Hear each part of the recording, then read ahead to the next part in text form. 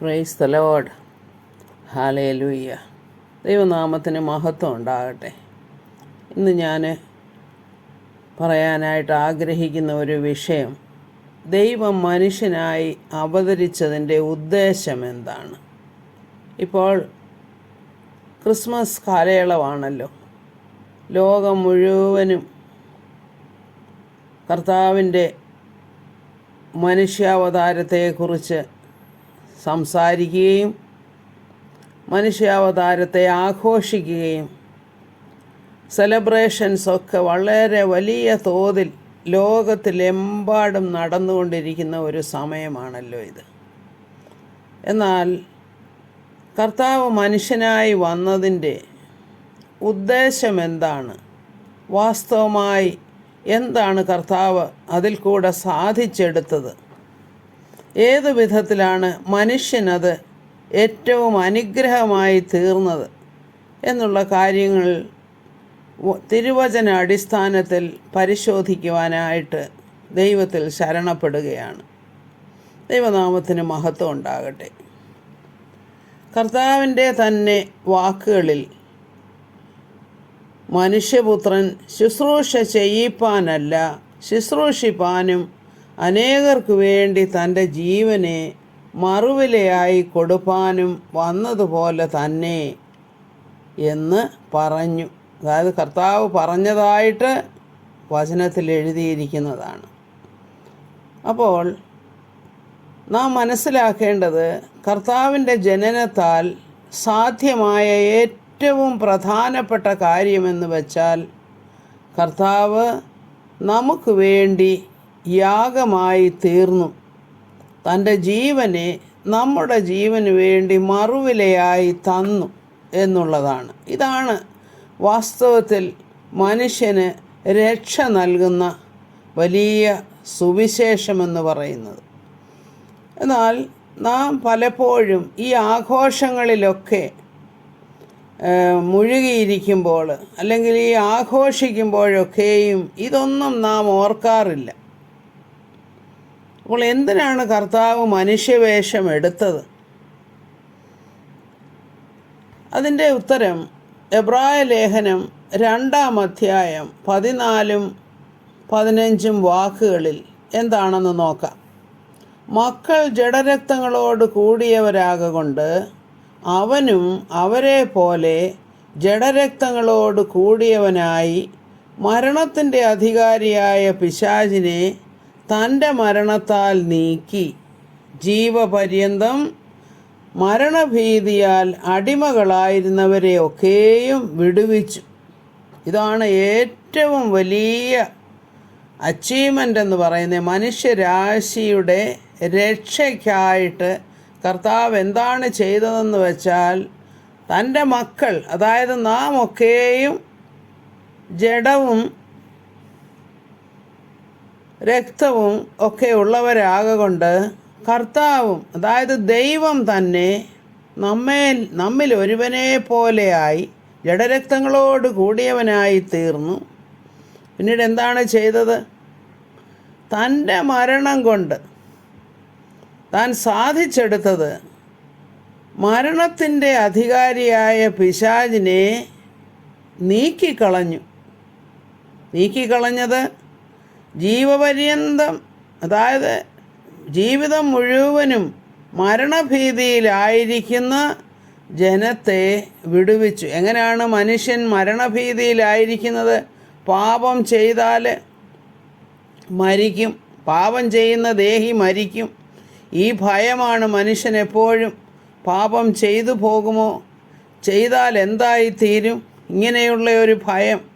എന്നാൽ ഈ ഭയത്തിൽ നിന്നും മനുഷ്യനെ വിടുവിക്കാനായിട്ട് കർത്താവ് തന്നെ യാഗമായി അർപ്പിച്ചു. അതായത് രക്തം കൂടാതെ വിമോചനമില്ല. തൻ്റെ രക്തം മനുഷ്യന് വേണ്ടി, നാം എല്ലാവർക്കും വേണ്ടി കാൽവറിയിൽ യാഗമായി തന്നു. തൻ്റെ ജീവനെ കാൽവറിയിൽ യാഗമായി തീർന്നു. ഈ ഒരു കാര്യമാണ് ഏറ്റവും പ്രാധാന്യമർഹിക്കുന്ന വിഷയം മനുഷ്യൻ്റെ ജീവനെ സംബന്ധിച്ചിടത്തോളം. അപ്പോൾ തൻ്റെ മരണത്താലാണ്, കർത്താവ് മരിച്ചത് നിമിത്തമാണ് ജീവപര്യന്തം മരണഭീതിയിലായിരുന്ന മനുഷ്യരെ വിടുവിച്ചത്. അതായത് പാപത്തിൻ്റെ അടിമത്തത്തിൽ നിന്നും നമ്മെ കർത്താവ് വിടുവിച്ചു.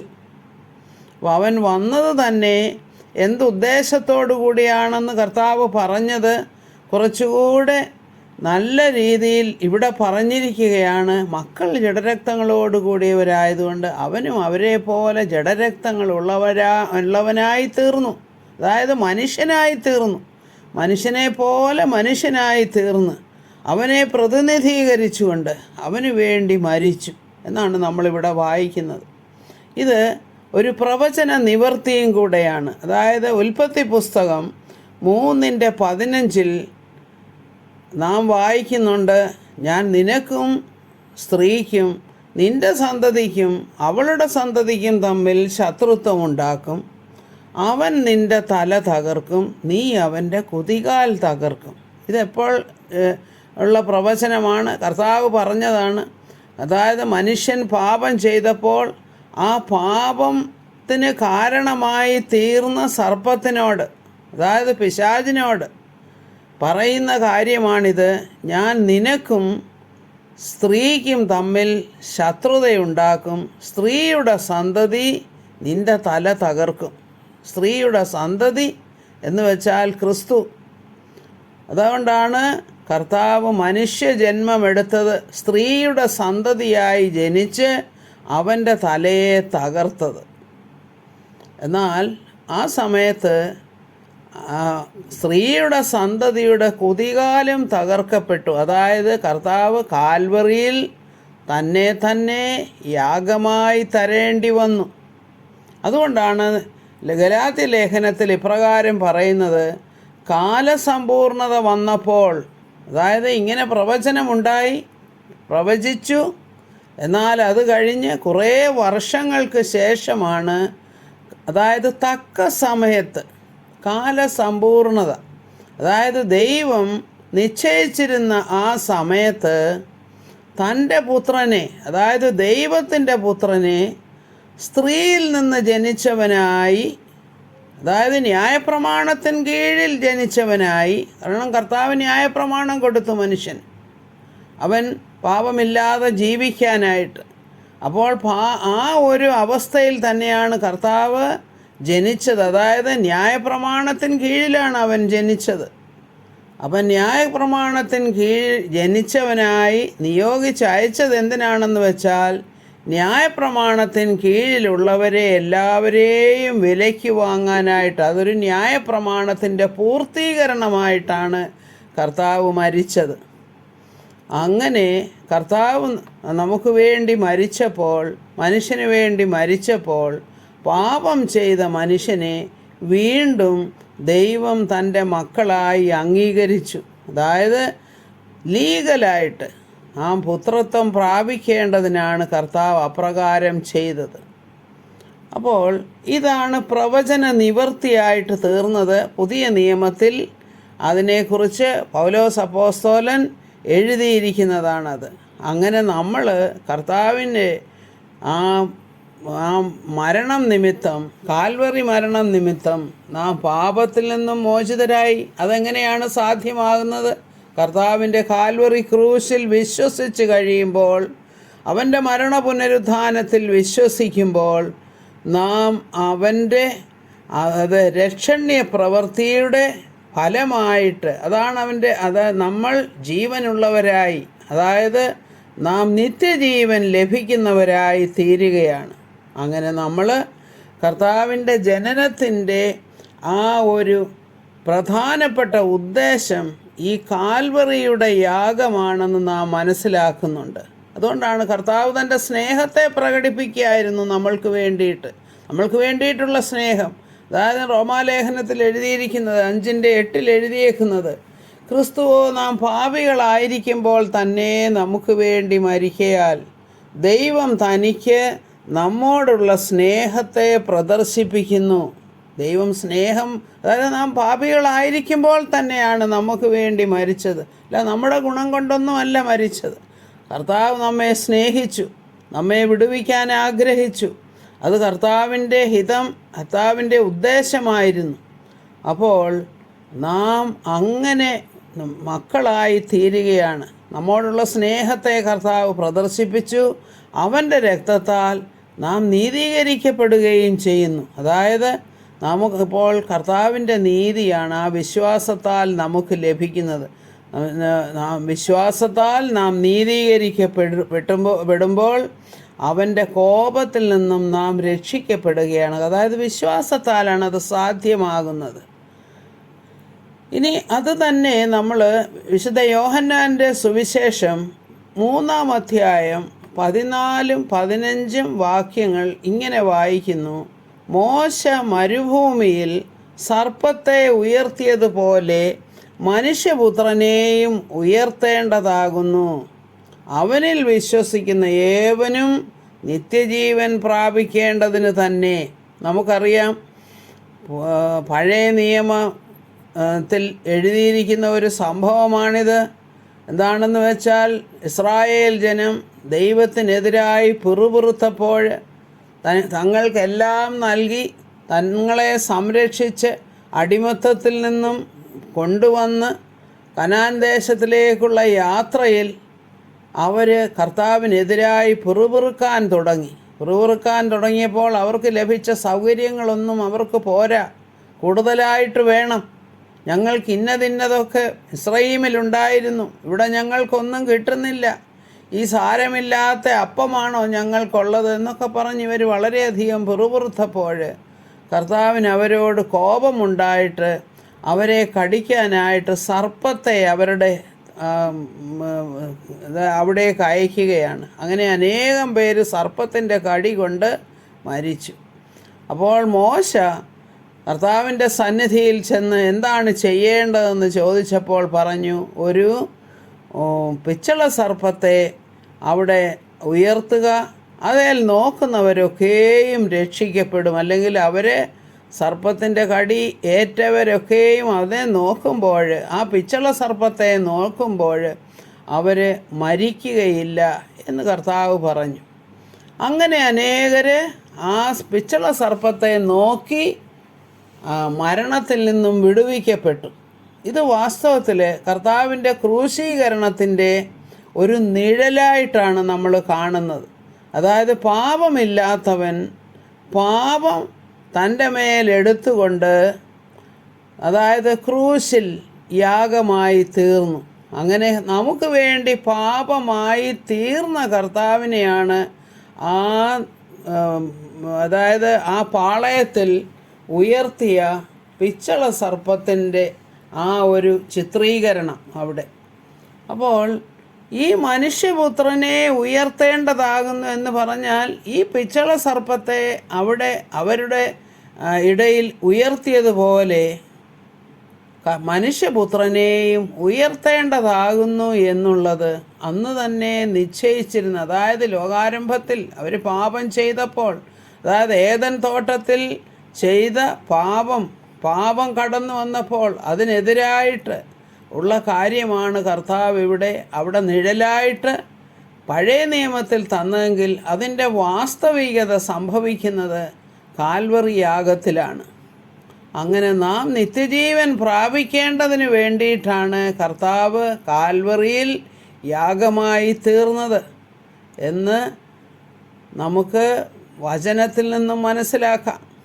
അത് കഴിഞ്ഞിട്ട് വീണ്ടും എന്താണ് സംഭവിക്കുന്നതെന്ന് വെച്ചാൽ, ദൈവം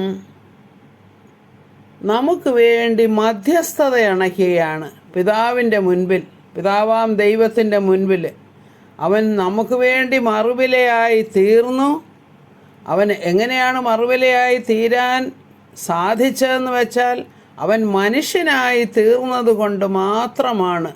അതായത് നമുക്ക് വേണ്ടി മരിക്കാനായിട്ട്, നമുക്ക് വേണ്ടി മധ്യസ്ഥത അർപ്പിക്കാനായിട്ട്, അല്ലെങ്കിൽ നമ്മെ പ്രതിനിധീകരിച്ചുകൊണ്ട് കാൽവറിയിൽ യാഗമായി തീർന്ന കർത്താവിനെയാണ് നാം അവിടെ കാണുന്നത്.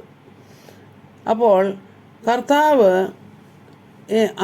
എങ്ങനെയുള്ള ആ ഒരു പൊസിഷനിൽ നിന്നും ആണ് സ്വർഗത്തിൽ നിന്നും ഇറങ്ങി വന്ന്, അല്ലെങ്കിൽ കർത്താവ് ആരാണെന്ന് നാം മനസ്സിലാക്കണം. അവിടെ അവൻ അത്യുന്നതനായ ദൈവത്തിൻ്റെ പ്രതിമയാണ്. സർവസൃഷ്ടിയുടെയും ആദ്യജാതനാണവൻ. അതായത് ആരംഭത്തിൽ തന്നെയുള്ളവനാണ്. അവൻ ആൽഫയാണ്, അവൻ ഒമേഗയാണ്. അങ്ങനെയുള്ളവനാണ് ഭൂമിയിൽ ദൃശ്യമായതും അദൃശ്യമായതും എല്ലാം, കർത്തൃത്വങ്ങളാകട്ടെ, വാഴ്ചകളാകട്ടെ, അധികാരങ്ങളാകട്ടെ, സകലവും അവൻ മുഖാന്തരം സൃഷ്ടിക്കപ്പെട്ടു. എന്നിട്ടും ആ സൃഷ്ടികർത്താവായ അവൻ നമുക്ക് വേണ്ടി മനുഷ്യനായി തീർന്നു. അതാണ് നമ്മൾ ഫിലിപ്പിയ ലേഖനം 2-ാം അധ്യായം 6 മുതൽ 8 വരെയുള്ള വാക്യങ്ങൾ വായിച്ചാൽ നമുക്കത് മനസ്സിലാകും. അവൻ ദൈവരൂപത്തിലിരിക്കുന്നു. ഇപ്പോൾ കൊലോസ്യ ലേഖനത്തിൽ പറയുന്നത് അവൻ സൃഷ്ടിയുടെ ആരംഭമായിരുന്നു, എല്ലാം സൃഷ്ടിച്ചവനായിരുന്നു, അവൻ ദൈവമായിരുന്നു. എല്ലാമായിരുന്നിട്ടും അവൻ എന്താ ചെയ്തത്? കർത്താവ് എന്താണ് ചെയ്തത്? അവൻ ദൈവരൂപത്തിലിരിക്കെ, എന്ന് വെച്ചാൽ അവൻ ദൈവമായിരിക്കെ തന്നെ, ദൈവത്തിൻ്റെ രൂപം എന്ന് വെച്ചാൽ ദൈവത്തിന് മാത്രമേ ദൈവത്തിൻ്റെ രൂപമുള്ളല്ലോ. അപ്പോഴാണ് അവൻ ദൈവമായിരിക്കെ ദൈവത്തോടുള്ള സമത്വം മുറുകെ പിടിച്ചു കൊള്ളാതെ, അതായത് ആ ദൈവീകത്വത്തിൽ നിന്നും അവൻ ഒരു പടി താഴേക്ക് വന്ന് ദാസരൂപമെടുത്തു. അതായത് ഒരു മനുഷ്യനായി തീർന്നു. ദാസരൂപമെടുത്ത് മനുഷ്യ സാദൃശ്യത്തിലായി, എന്ന് വെച്ചാൽ ആ മനുഷ്യനായി തീർന്നു. ദൈവത്തിൻ്റെ സാദൃശ്യം എന്ന് വെച്ചാൽ ദൈവമായിരുന്നവൻ ഇവിടെ ഇപ്പോൾ മനുഷ്യൻ്റെ സാദൃശ്യത്തിൽ എന്ന് വെച്ചാൽ മനുഷ്യനായി തീർന്ന് തന്നെത്താൻ ഒഴിച്ച്. എങ്ങനെയാണ് ഈ തന്നെത്താൻ ഒഴിച്ചെന്ന് വെച്ചാൽ he emptied himself of the glory. അതാണ്, അതായത് തന്നെത്താൻ ഒഴിച്ച് അവൻ വേഷത്തിൽ മനുഷ്യനായി തീർന്നു, തന്നെത്താൻ താഴ്ത്തി മരണത്തോളം പിതാവിനോട് അനുസരണമുള്ളവനായി തീർന്നു എന്ന് നമ്മളവിടെ വായിക്കുന്നുണ്ട്. ഇതൊരു വലിയ തത്വമാണ്. അതായത് ദൈവത്തിൻ്റെ, കർത്താവിൻ്റെ ആ ഒരു ദൈവീകത്വവും മനുഷ്യത്വവും കൂടെ യോജിക്കുന്ന ഒരു സന്ദർഭമാണിത്. അത് കർത്താവിൻ്റെ ജനനം എന്ന് വെച്ചാൽ ദൈവം മനുഷ്യനായി തീർന്നു. ദൈവത്തിൻ്റെ, അതുകൊണ്ടാണ് നമ്മൾ പറയുന്നത് പൂർണ്ണ മനുഷ്യനും പൂർണ്ണ ദൈവവുമായി തീർന്നു. അപ്പോൾ എന്താണ് നമ്മൾ മനസ്സിലാക്കേണ്ടത്? ആ ദൈവരൂപത്തിൽ വന്നപ്പോൾ, ദൈവരൂപത്തിലിരുന്നപ്പോഴുള്ള ആ ഒരു പ്രകൃതമല്ല ഇപ്പോൾ. എന്നാൽ ആ പ്രകൃതമുള്ളിലുണ്ട്, എങ്കിൽ തന്നെയും മനുഷ്യൻ്റെ പ്രകൃതത്തിലേക്ക് മാറ്റപ്പെട്ടു സ്വയം. അങ്ങനെ വേഷത്തിൽ മനുഷ്യനായി വിളങ്ങി തന്നെത്താൻ താഴ്ത്തി. അതായത് പിന്നെ ആ തേജസ്സോ ഗ്ലോറിയോ ഒന്നും പിടിച്ചുകൊണ്ടിരിക്കുകയല്ല, സാധാരണ മനുഷ്യനെ പോലെ അങ്ങനെ തന്നെത്താനെ മരണത്തിന് ഏൽപ്പിച്ചു കൊടുത്തു. അതായത് പിതാവിനോട് അനുസരണമുള്ളവനായി തീർന്നു. എന്ന് വെച്ചാൽ പിതാവിനോടുള്ള അനുസരണമാണിത്. കാരണം മനുഷ്യനെ വിടുവിക്കാനായിട്ട്, അതാണ് നമ്മൾ വിശുദ്ധ യോഹന്നാൻ്റെ സുവിശേഷം 3:16 വായിക്കുന്നത്. അവനിൽ വിശ്വസിക്കുന്ന ഏവനും നശിച്ചു പോകാതെ നിത്യജീവൻ പ്രാപിക്കേണ്ടതിന് ദൈവം അവനെ നൽകുവാൻ തക്കവണ്ണം ലോകത്തെ സ്നേഹിച്ചു. അതായത് മനുഷ്യനെ സ്നേഹിച്ചു. അതുകൊണ്ട് തൻ്റെ സ്വപുത്രനെ മരണത്തിന് വേണ്ടി ഏൽപ്പിച്ചു കൊടുത്തു. പുത്രനും തൻ്റെ പിതാവിൻ്റെ ഹിതത്തിന് വഴങ്ങി അവനോട് അനുസരണമുള്ളവനായി തീർന്നു എന്ന് നാം വായിക്കുന്നുണ്ട്. നാം വാസ്തവത്തിൽ ക്രിസ്മസൊക്കെ ആഘോഷിക്കുമ്പോൾ നമ്മൾ ഇതൊന്നും ചിന്തിക്കാറില്ല. അപ്പം നമ്മൾ വളരെ ഉല്ലാസത്തോടു കൂടെ പാട്ടൊക്കെ പാടി ഇങ്ങനെ നടക്കുമ്പോൾ ഈ ക്രൂശിനെക്കുറിച്ച് ആരും ചിന്തിക്കാറില്ല. എന്നാൽ നമുക്ക് ചിന്തിക്കേണ്ടതായിട്ടുള്ള പ്രധാനപ്പെട്ട വിഷയം ഇത് തന്നെയാണ്. അപ്പം ദൈവം എന്തിനാണ് തൻ്റെ ആ ദൈവീകത്വത്തെ ആ മനുഷ്യരൂപത്തിൽ ഒതുക്കിയത്? അതായത് അന്നും ദൈവം തന്നെയാണ്, എങ്കിൽ തന്നെയും എല്ലാം മറന്ന്, അതായത് എല്ലാം മറന്നെന്ന് വെച്ചാൽ ദൈവം ആയിരിക്കെ തന്നെ മനുഷ്യനായിട്ട്, മനുഷ്യൻ്റെ ആ ലിമിറ്റേഷൻസ് എല്ലാം വെച്ചുകൊണ്ട് തന്നെയാണ് ആ ഒരു യാഗവസ്തുവായിട്ട് കർത്താവ് മാറുന്നത്. അതാണ് നമ്മൾ അത് വളരെയധികം ചിന്തിക്കേണ്ടതായിട്ടുള്ള ഒരു വിഷയമാണ് ഈ ഫിലിപ്പിയ ലേഖനത്തിൻ്റെ 2-ാം അധ്യായത്തിൽ 6, 7, 8 വാക്യങ്ങൾ. അതായത് അപ്പം ക്രിസ്റ്റോളജിയൊക്കെ നമ്മൾ പറയുകയാണെങ്കിൽ പല തത്വങ്ങൾ അതിനുണ്ട്. പക്ഷേ സാധാരണ നമുക്ക് മനസ്സിലാകാൻ സാധാരണഗതിയിൽ നമുക്ക് മനസ്സിലാകാൻ അല്പം പ്രയാസമാണ്. എങ്കിൽ തന്നെയും നാം വിശ്വസിക്കുക, കർത്താവിൻ്റെ വചനത്തിന് കീഴടങ്ങി വിശ്വസിക്കുക. അവൻ പൂർണ്ണ ദൈവമായി പൂർണ്ണ മനുഷ്യനായി ഇരിക്കെ മനുഷ്യൻ്റെ സ്വഭാവത്തിൽ ഭൂമിയിൽ വസിച്ചു എന്നാണ് നമ്മൾ മനസ്സിലാക്കുന്നത്. അപ്പോൾ ഈ യാഗത്തിന് വേണ്ടിയിട്ട് മാത്രമാണ് ഒരു മനുഷ്യ ശരീരം തനിക്ക് ദൈവം കൊടുത്തത്. അങ്ങനെയാണ് ഒരു കന്യകാ ജനനം തനിക്കുണ്ടാകുന്നത്. പരിശുദ്ധാത്മാവിനാൽ നിർമ്മിതമായി, അതായത് കന്യകയുടെ ഉദരത്തിൽ, അതായത് ലോകത്തിൽ വാഴുമ്പോൾ ഹനനയാഗവും വഴിപാടും നീ ആഗ്രഹിക്കുന്നില്ല. എന്നാൽ നീ എനിക്കൊരു ശരീരം തന്നിരിക്കുന്നു. എനിക്കൊരു ശരീരം എന്തിനു തന്നിരിക്കുന്നു? യാഗമാകാൻ വേണ്ടി ഒരു ശരീരം തന്നിരിക്കുന്നു. 40-ാം സങ്കീർത്തനം ഉദ്ധരിച്ചുകൊണ്ട് കർത്താവ്, അത് മശിഹാ സങ്കീർത്തനം, അത് കർത്താവിനെക്കുറിച്ചുള്ള ആ ഒരു പ്രവചനമാണ്. അത് എബ്രായ ലേഖനത്തിൽ വീണ്ടും പറഞ്ഞിരിക്കുന്നു. എബ്രായ ലേഖനം 10-5-6 വാക്യങ്ങളിൽ അത് അവിടെ പറഞ്ഞിരിക്കുന്നു. എനിക്കൊരു ശരീരം ഒരുക്കിയിരിക്കുന്നു. അത് മനുഷ്യ അവതാരത്തെക്കുറിച്ചാണ് പറയുന്നത്. അപ്പോൾ ഈ മനുഷ്യ ശരീരം കർത്താവിന് പുത്രൻ തമ്പുരാന് കൊടുത്തത് ആ ശരീരത്തെ കാൽവറിയിൽ യാഗമായി ആക്കി അർപ്പിക്കാൻ വേണ്ടിയായിരുന്നു. അതും എന്തിനു വേണ്ടിയിട്ടാണ്? മനുഷ്യൻ്റെ രക്ഷയ്ക്ക് വേണ്ടിയിട്ട്. അപ്പോൾ കർത്താവിന് കൊടുത്ത ആ മനുഷ്യ ശരീരം അത് സ്വീകരിക്കുന്ന വിധമാണ് ഈ കർത്താവിൻ്റെ ബേത്ലഹേമിലെ ജനനം, കന്യകാ ജനനം എന്ന് നമുക്ക് മനസ്സിലാക്കാം. അപ്പോൾ കർത്താവിൻ്റെ ശരീരം യാഗമാക്കി തീർക്കാനായിട്ട് നാം ആദ്യം വായിച്ചതുപോലെ തന്നെ, ഞാൻ ശുശ്രൂഷിക്കപ്പെടുവാനല്ല അനേകർക്ക് വേണ്ടി എൻ്റെ ജീവനെ മറുവിലയായി കൊടുപ്പാനായിട്ട് ആണ് താൻ വന്നതെന്ന് കർത്താവ് പറയുന്നത് നമ്മൾ വായിക്കുന്നു. ഇനി എന്തുകൊണ്ടാണ് കർത്താവ് ഒരു മാതൃകാ ജീവിതം നമുക്ക് കാണിച്ചു തന്നു? താൻ ജീവിച്ചിരുന്നപ്പോൾ പാപം കൂടാതെ ജീവിക്കാനായിട്ട് കർത്താവ് നമുക്ക് ഒരു മാതൃകയും കൂടെ തന്നിച്ച് പോയിരിക്കുകയാണ്. അതിനായിട്ടല്ലോ നിങ്ങൾക്ക് വേണ്ടി കഷ്ടമനുഭവിച്ചു, നിങ്ങൾ അവൻ്റെ കാൽച്ചുവട് പിന്തുടരുവാൻ ഒരു മാതൃക വെച്ചേച്ച് പോയിരിക്കുന്നുവെന്ന് പത്രോസ് അപ്പോസ്തലൻ എഴുതിയിരിക്കുന്നു. എന്നാൽ അവൻ പാപമൊന്നും ചെയ്തിട്ടില്ല, അവൻ്റെ വായിൽ വഞ്ചനയും ഒന്നുമില്ലായിരുന്നു എന്ന് നാം വായിക്കുന്നു. അതുകൊണ്ട്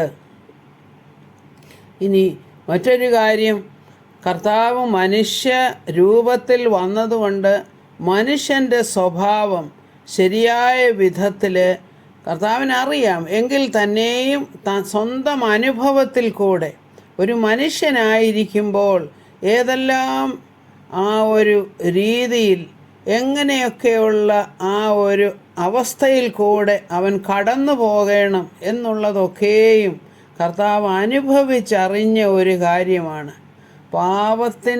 ജനത്തിൻ്റെ പാപങ്ങൾക്ക് പ്രായശ്ചിത്തം ചെയ്യുവാൻ അവൻ കരുണയുള്ളവനായി, കാരണം അത് മനുഷ്യനെ ശരിയായിട്ട് അനുഭവിച്ചറിയുകയാണ് ചെയ്യുന്നത്. ഒരു മനുഷ്യരൂപത്തിലിരിക്കുമ്പോൾ ഏതെല്ലാം വിധത്തിലുള്ള പരീക്ഷണങ്ങളാണ്, എന്തൊക്കെയാണ് അനുഭവിക്കേണ്ടത്, ഇതെല്ലാം താൻ അനുഭവിച്ചറിഞ്ഞു. എങ്കിൽ തന്നെയും കർത്താവ് പാപം ചെയ്തില്ല എന്ന് നമുക്കറിയാം. അപ്പോൾ മനുഷ്യനോട് സദൃശനായി തീരുവാൻ ആവശ്യമായിരുന്നു. താൻ തന്നെ പരീക്ഷിതനായി. നമുക്കറിയാം കർത്താവിന് മനുഷ്യൻ്റെ എല്ലാ സ്വഭാവവും ഉണ്ടായിരുന്നു. കർത്താവിന് വിശന്നു, ദാഹിച്ചു, കർത്താവിന് സന്തോഷം, അതായത് സന്തോഷവും സങ്കടവും ഒക്കെ എക്സ്പ്രസ് ചെയ്തു. കർത്താവ് ശരീരത്തിൽ ക്ഷീണിതനായിരുന്നു. അങ്ങനെയുള്ള പല കാര്യങ്ങൾ നമ്മളവിടെ കാണുന്നുണ്ട്. ഹ്യൂമൻ ലിമിറ്റേഷൻസ് എല്ലാം ഉണ്ടായിരുന്നു കർത്താവ്. എന്നാൽ ഇതൊക്കെ മനസ്സിലാക്കിയത് കൊണ്ട് നമുക്ക് പറയാം, എബ്രായ ലേഖനത്തിൽ പറയുന്നത് എന്താണ്? താൻ തന്നെ പരീക്ഷിതനായി കഷ്ടം അനുഭവിച്ചിരിക്കയാൽ പരീക്ഷിക്കപ്പെടുന്നവർക്ക് സഹായിപ്പാൻ അവൻ കഴിവുള്ളവനാകുന്നു. അതായത് മനുഷ്യനോട് താതാത്മ്യം പ്രാപിച്ചാണ് ഇവിടെ ജീവിച്ചത്. എന്നാൽ ജീവിച്ചപ്പോൾ യാതൊരു പാപവും താൻ ചെയ്തില്ല എന്നുള്ളതും നമുക്ക് പ്രത്യേകമായിട്ട് കർത്താവിനെ മാതൃകയാക്കാനുള്ള ഒരു സ്വഭാവ വിശേഷമാണ്. അതുപോലെ തന്നെ കർത്താവ് നമുക്ക് വേണ്ടി മഹാപുരോഹിതനായി. അപ്പം നമ്മുടെ ഈ മഹാപുരോഹിതന് നമ്മുടെ ബലഹീനതകളിൽ അവൻ സഹതാപം കാണിപ്പാൻ കഴിവുള്ളവനാണ്. അവൻ മനുഷ്യനായി തീർന്നതുകൊണ്ട് പാപമൊഴികെ സർവത്തിലും നമുക്ക് തുല്യമായി അവൻ പരീക്ഷിക്കപ്പെട്ടവനാണ്. അതായത് ഒരേ കാര്യങ്ങൾ, അത് കർത്താവിൻ്റെ ആ ടെംപ്റ്റേഷൻസ് ഒക്കെ നമുക്ക് മനസ്സിലാകും. ശരീരത്തിൻ്റെ വിശപ്പ്, പിന്നെ അത് ജീവനത്തിൻ്റെ പ്രതാപം, ഇതൊക്കെ. അതായത് എന്നെ ഒന്ന് നമസ്കരിച്ചാൽ ഞാൻ ഇതെല്ലാം നിനക്ക് തരാമെന്നുള്ള ആ ഒരു ടെംപ്റ്റേഷൻസ്. അതുപോലെ തന്നെ കർത്താവിൻ്റെ വചനത്തെ ഒന്ന് ടെസ്റ്റ് ചെയ്യാനുള്ള ഒരാഹ്വാനം, ഇതെല്ലാം ഉണ്ട്. എന്നാൽ കർത്താവ് വചനം കൊണ്ട് അതിനെയൊക്കെയും ജയിച്ചു എന്ന് നമ്മൾ വായിക്കുന്നു. അതുകൊണ്ടാണ് എബ്രായ ലേഖനം 4:16 എഴുതിയിരിക്കുന്നത്, അതുകൊണ്ട് കരുണ ലഭിപ്പാനും തത്സമയത്ത് സഹായത്തിനുള്ള കൃപ പ്രാപിപ്പാനുമായി നമുക്കവൻ്റെ അടുത്തേക്ക് ധൈര്യത്തോടെ അടുത്ത് ചെല്ലാം. അവൻ കൃപാസനം ഒരുക്കിയിരിക്കുകയാണ്. അവൻ കൃപയുള്ളവനായിരിക്കുകയാണ്. എന്താണ് ആ കൃപ കാണിക്കാനുള്ള ആ ഒരു ഉദ്ദേശം എന്താണെന്ന് വെച്ചാൽ, കർത്താവിനറിയാം എന്തൊക്കെ ബലഹീനതകളാണ് നമുക്കുള്ളതെന്നുള്ളത്. അപ്പോൾ അവൻ നമ്മോട് കൃപ കാണിക്കുന്നു. only thing we have to go to him. അവൻ്റെ ആ മേഴ്സി സീറ്റിലേക്ക് നാം ചെല്ലണം. അനുതാപ ഹൃദയത്തോടെ അവൻ്റെ സന്നിധിയിലേക്ക് അടുത്തു വരണം. അവൻ്റെ കാൽവറി യാഗത്തിൽ നാം അവനിൽ വിശ്വസിക്കണം. ഈ വക കാര്യങ്ങളൊക്കെ സാധിച്ചെടുക്കാൻ വേണ്ടിയിട്ടാണ് കർത്താവ് മനുഷ്യജന്മം എടുത്തത് എന്ന് നമുക്ക് ഈ വചനങ്ങളിൽ നിന്നെല്ലാം മനസ്സിലാക്കാം. ഇനി എന്താണ്, കർത്താവ് ഒരു പുതിയ നിയമവും കൂടെ നമുക്ക് വേണ്ടി ഒരുക്കിയിരിക്കുകയാണ്. ഇനി അകൃത്യങ്ങളെക്കുറിച്ച് അവൻ യാതൊരു ശിക്ഷയുമില്ല നമുക്ക്. കാരണം അവൻ്റെ കാൽവറിയിൽ നമുക്ക് വേണ്ടി അവൻ യാഗമായി തീർന്നതുകൊണ്ട് സകല പാപങ്ങളും നമ്മോട് ക്ഷമിച്ചു കഴിഞ്ഞു. പക്ഷേ നമ്മൾ ആ കാൽവറിയിൽ വിശ്വസിക്കണം. കർത്താവ് നമുക്ക് വേണ്ടി എന്താണ് ചെയ്തത് എന്ന് നാം ഓർക്കണം. അങ്ങനെ ആ പുതിയ ഉടമ്പടിയെ മനുഷ്യന് ദൈവം കൊടുക്കുകയാണ്. ന്യായവിധിക്ക് മുൻപായിട്ട്, അതായത് റോമാലേഖനം 8 ആദ്യം പറയുന്നത് എന്താണ്? ഇപ്പോൾ ക്രിസ്തുവിലായവർക്ക് ഒരു ന്യായവിധിയുമില്ല. അതായത് വിശ്വസിക്കുന്നവർക്ക് ഒരു ന്യായവിധിയുമില്ല. എന്തിൽ വിശ്വസിക്കുന്നവർക്ക്? കർത്താവിൻ്റെ ക്രൂശിൽ. ആ ക്രൂശിൽ കൂടെ സാധിച്ച രക്ഷണ്യ പ്രവൃത്തിയിൽ വിശ്വസിച്ച് കഴിഞ്ഞാൽ അവൻ ഒരു ന്യായവിധിയുമില്ല. എന്നാൽ ഈ വിശ്വസിക്കുന്നവർക്ക് പ്രതിഫലം കൂടെയുണ്ട്. അതായത് അവർ പിന്നീട് ആ കർത്താവിലായി കഴിഞ്ഞിട്ട് അവർ ചെയ്യുന്ന നല്ല പ്രവൃത്തികൾക്ക് അവർക്ക് പ്രതിഫലമുണ്ട്. അത് തരുന്നതും കർത്താവാണ്. അപ്പോൾ അവനെ നമുക്ക് വേണ്ടി ഒരു ന്യായാധിപനായി കൂടെ വച്ചിരിക്കുകയാണ് പിതാവ്. കാരണം അവൻ മനുഷ്യപുത്രനാകയാൽ ന്യായവിധി നടത്തുവാൻ അവൻ അധികാരവും നൽകിയിരിക്കുന്നു. അവൻ ന്യായവിധി നടത്തുന്നതും യേശു കർത്താവ് തന്നെയാണ്. കാരണം അവൻ മനുഷ്യനായി തീർന്നതുകൊണ്ട് മനുഷ്യൻ്റെ സ്വഭാവം ശരിയായ വിധത്തിൽ അനുഭവിച്ചറിഞ്ഞതുകൊണ്ട്, ആ അനുഭവത്തിൽ കൂടെ കടന്നു പോയതുകൊണ്ട് അവനാണ് ന്യായവിധി നടത്തുവാൻ ഏറ്റവും യോഗ്യനായിരിക്കുന്ന കർത്താവ്. അധികാരം അവന് നൽകിയിരിക്കുന്നു പിതാവ്. അത് മനുഷ്യനായി തീർന്നത് കൊണ്ടാണ് ആ അധികാരം യേശു കർത്താവിന് ലഭിക്കുന്നത്. എന്നാൽ വിശ്വസിക്കാത്തവർക്ക് ന്യായവിധിയുണ്ട്. വിശ്വസിക്കുന്നവർക്കോ കർത്താവിൽ വിശ്വസിച്ച് കഴിയുമ്പോൾ നമുക്ക് ന്യായവിധിയല്ല, നാം പിന്നീട് ചെയ്യുന്ന നല്ല പ്രവൃത്തികൾക്ക് നമുക്ക് പ്രതിഫലവുമുണ്ട്. എന്നാൽ ഒരു കാര്യം നാം മനസ്സിലാക്കണം, നമ്മുടെ നന്മ പ്രവൃത്തികളൊന്നും നമ്മെ രക്ഷിക്കാൻ ഉതകുന്നതല്ല. നമ്മുടെ നന്മ പ്രവൃത്തികളൊന്നും തന്നെ നമുക്ക് രക്ഷ നൽകുന്നില്ല. പിന്നെ എവിടെയാണ് നമുക്ക് രക്ഷ ലഭിക്കുന്നത്? കർത്താവിൻ്റെ ക്രൂശ് മരണത്തിൽ വിശ്വസിക്കുമ്പോൾ, അവൻ നമുക്ക് വേണ്ടി ചെയ്ത വലിയ യാഗത്തിൽ വിശ്വസിക്കുമ്പോഴാണ് നാം രക്ഷിക്കപ്പെടുന്നത്. അതുകൊണ്ടാണ് അപ്പോസ്തല പ്രവൃത്തികൾ 17-ാം അധ്യായത്തിൽ ഇപ്രകാരം എഴുതിയിരിക്കുന്നു: അറിയായ്മയുടെ കാലങ്ങളെ ദൈവം ലക്ഷ്യമാക്കാതെ ഇപ്പോൾ എല്ലാവരും മാനസാന്തരപ്പെടണമെന്ന് മനുഷ്യനോട് കൽപ്പിക്കുന്നു. അപ്പോൾ അറിയായ്മയുടെ കാലങ്ങൾ, ഇത്ര കാലം നിങ്ങൾ ജീവിച്ചത് അതിക്രമങ്ങളിലും പാപങ്ങളിലും ആയിരുന്ന നിങ്ങളെ അവൻ വിടുവിച്ചു. എങ്ങനെ വിടുവിച്ചു? ആ മരണത്തിൻ്റെ അധികാരിയിൽ നിന്നും, അതായത് അവൻ്റെ ആ സ്വാധീനത്തിൽ നിന്നും കർത്താവിൻ്റെ ക്രൂശിൽ വിശ്വസിക്കുമ്പോൾ നാം വിടുവിക്കപ്പെടുകയാണ് ചെയ്യുന്നത്. കാരണം നമുക്ക് മറുവില കർത്താവ് കൊടുത്തു കഴിഞ്ഞു. അപ്പോൾ എല്ലാവരും കർത്താവിൻ്റെ സന്നിധിയിലേക്ക് വരണമെന്ന് കർത്താവ് ആഗ്രഹിക്കുന്നു. ഈ ലോകത്തെ നീതിയിൽ ന്യായം വിധിപ്പാൻ അവൻ ഒരു ദിവസവും നിശ്ചയിച്ചിരിക്കുന്നു. അതെന്താണ്? ന്യായവിധിയുടെ ദിവസം പിന്നീടാണത്. എന്നാൽ ക്രിസ്തുവിൽ വിശ്വസിച്ചവർക്ക്, ക്രിസ്തുവിൽ ആശ്രയിച്ചവർക്ക് യാതൊരു ന്യായവിധിയുമില്ല. ബാക്കിയുള്ളവർക്കൊക്കെ ന്യായവിധിയുണ്ട്. അപ്പോൾ ഈ വക കാര്യങ്ങളാകുന്നു കർത്താവ് നമുക്ക് വേണ്ടി തൻ്റെ മനുഷ്യ ജന്മത്താൽ അല്ലെങ്കിൽ മനുഷ്യനായി തീർന്നതാൽ സാധിപ്പിച്ചത്. അതായത് നമുക്ക് വേണ്ടി കാൽവറിയിൽ യാഗമായി തീർന്നു.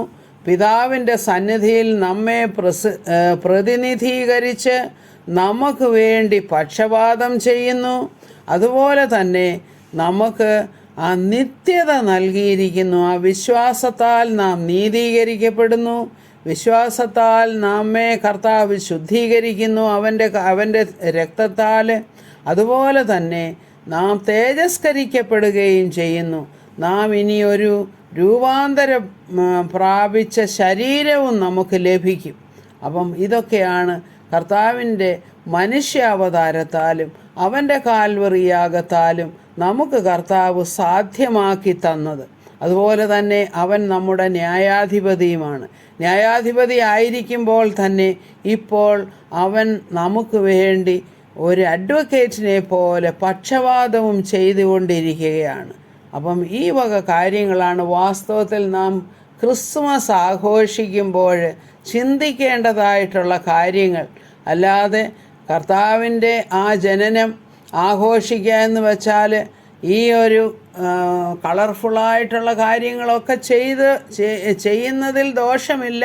എങ്കിൽ തന്നെയും നാം ഓർത്ത് അവന് നന്ദി കരയേണ്ടതായിട്ടുള്ള കാര്യം ഇതാണ്: കർത്താവ് നമുക്ക് വേണ്ടി യാഗമായി തീരുവാനായിട്ട് ഒരു ശരീരം അവന് ലഭിച്ചു. ആ ശരീരത്തെ അവൻ പിതാവിനോട് അനുസരണമുള്ളവനായി നമുക്ക് വേണ്ടി യാഗമാക്കി തീർത്തു. ഇതിൽ നമ്മൾ വിശ്വസിക്കുക. ഇതാണ് നാം ചെയ്യേണ്ടതായിട്ടുള്ള കാലം. അതുകൊണ്ടാണ് ഇപ്പോൾ കൃപായുഗമാണ്. ഇത് സുപ്രസാദ കാലമാണ്. ദൈവത്തിൻ്റെ കൃപ നമ്മളിൽ ചൊരിഞ്ഞിരിക്കുകയാണ്. ഈ വിശ്വാസം നമുക്ക് നീതിയായി കണക്കിടുകയും കർത്താവ് ആ നീതിയാൽ നമുക്ക് വലിയ രക്ഷ നൽകുകയും ചെയ്യും. ഇതാണ് ക്രിസ്മസിൻ്റെ സന്ദേശം. വാസ്തവത്തിലുള്ള ക്രിസ്തുമസ് സന്ദേശം കർത്താവ് മനുഷ്യനായി തീർന്നത് എന്തിനു വേണ്ടിയിട്ടാണ് എന്ന് നാം മനസ്സിലാക്കി ആ രക്ഷയിലേക്ക് അടുത്തു വരുവാൻ ഞാൻ എൻ്റെ സഹോദരങ്ങളെയൊക്കെയും ക്ഷണിക്കുന്നു. ദൈവത്തിന് മഹത്വം ഉണ്ടാകട്ടെ. കർത്താവ് നമ്മെ രക്ഷിക്കാനായിട്ട് മാത്രമാണ് കാൽവറിയിൽ യാഗമായി തീർന്നത്. കാൽവറിയിൽ യാഗമായി തീരുന്നതിന് മുൻപേ താൻ ശരീരം, അതായത് ഒരു മനുഷ്യ ശരീരം എടുക്കേണ്ടി വന്നു. അങ്ങനെ കന്യക ഗർഭിണിയായി മകനെ പ്രസവിച്ചു.